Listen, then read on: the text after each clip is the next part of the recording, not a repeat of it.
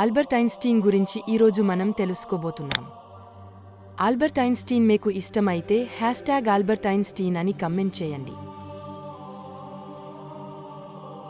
Albert Einstein మార్చి 1879 14న Germany దేశంలోని వుర్టెంబర్గ్ రాజ్యంలోని Ulm ప్రాంతంలో జన్మించారు. వంకర టింకర తలతో పుట్టిన అతనిని చూసి తల్లిదండ్రులు నిరాశ చెందారు. డిగ్రీ పూర్తయ్యాక ఐన్స్టీన్ కోసం ఉద్యోగం వెతికిపెట్టేందుకు అతని తండ్రి చాలా కష్టపడ్డారు. తన మీద పెద్దగా నమ్మకం లేని ఐన్స్టీన్ సైతం చిన్న ఉద్యోగం వస్తే చాలని అనుకున్నాడు. అప్పట్లో న్యూటనియన్ మెకానిక్స్ కాన్సెప్ట్ సంబంధించి ఎక్కువ రోజులు భవిష్యత్తు ఉండదని ఐన్స్టీన్ గమనించారు. ఇదే ఆయన్ను ప్రత్యేకమైన కొత్త సిద్ధాంతం దిశగా నడిపించింది. ఆ విధంగా ఆయన స్విస్ పేటెంట్ కార్యాలయంలో సాపేక్ష సిద్ధాంతం కోసం రిజిస్టర్ చేసేలా చేసింది. మొత్తానికి చరిత్రలోనే గుర్తుంచుకునే విధంగా 1902లో స్విట్జర్లాండ్ బెర్న్ నగరానికి వెళ్లి స్నేహితుని సాయంతో స్విస్ పేటెంట్ కార్యాలయంలో క్లర్క్గా జాయిన్ అయ్యాడు. జర్మనీ పౌరసత్వాన్ని వదులుకుని స్విట్జర్లాండ్లో స్థిరపడాలని నిర్ణయానికి వచ్చాడు. అక్కడే అతని జీవితం సరికొత్త మలుపు తిరిగింది.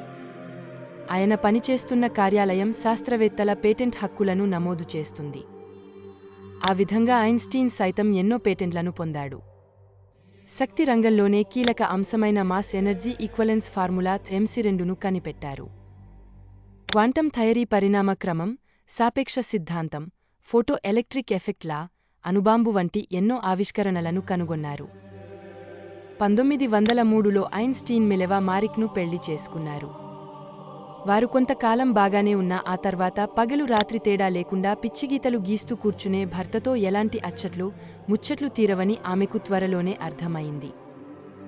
అప్పటికే మిలెవా మారిక్కు విడాకులు ఇచ్చిన ఐన్స్టీన్ తన కజిన్ ఎల్సా లోవెంథాల్ను వివాహం చేసుకున్నారు. ఐన్స్టీన్ ఎన్నో కష్టాలు పడ్డప్పటికీ మనకు ఎన్నో విషయాలను తెలియజేశాడు. తనకు త్వరలోనే నోబెల్ ప్రైజ్ వస్తుందని, ఆ డబ్బు అంతా భార్యకు ఇస్తానని మాట ఇచ్చాడు. ఐన్స్టీన్కి 1922లో నోబెల్ బహుమతి వచ్చింది. నోబెల్ బహుమతితో వచ్చిన డబ్బును తన మొదటి భార్యకు ఇచ్చేశాడు. ఐన్స్టీన్ మరణించాక ఆయన మెదడును తీసి భద్రపరిచారు. ఇప్పటికీ దాని మీద ప్రయోగాలు జరుగుతూనే ఉన్నాయి.